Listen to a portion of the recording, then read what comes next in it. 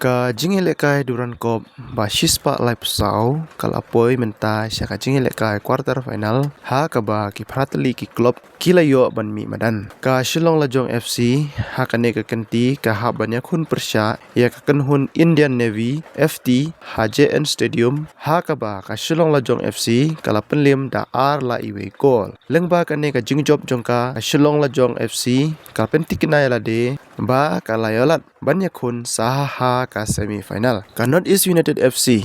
ha ka ne ka kanti kala ha ban mi ban le ya khun persya ya ka Bodolan FC ha Sai Stadium Kokra Jahar ha ka ba ka North East United FC kala penlim da saw la not goal bat lengba ka ne ka jingjob jongka ka North East United FC ka pentikina la de ba kala yolat banya khun saha ka semi final ka jinge khun quarter final kaban salong haka khatyo trik nailar kawai ka jinge lekai kan long hapadeng ka Jamshedpur FC persya ya ka Diamond Harbour FC haka por sawaje janmit ha JRD Tata Sport Complex Stadium Jamshedpur katba haka por nyawaje janmit pat ka Mohon Bagan Super Gain kan yakun persya ya ka Imami East Bengal FC ha Vivekananda Yobu Bharati Kerangan Stadium Kolkata katkum ko jinge tiap haka khandre trek nailar arjar pesan hadin ba kini artli ki klub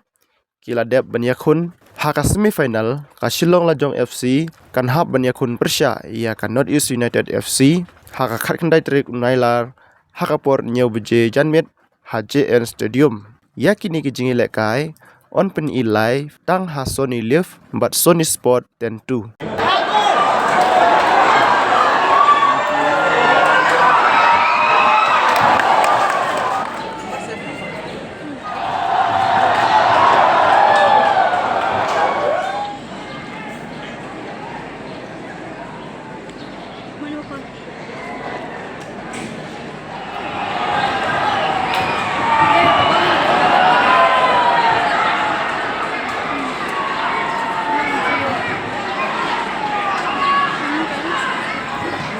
Good.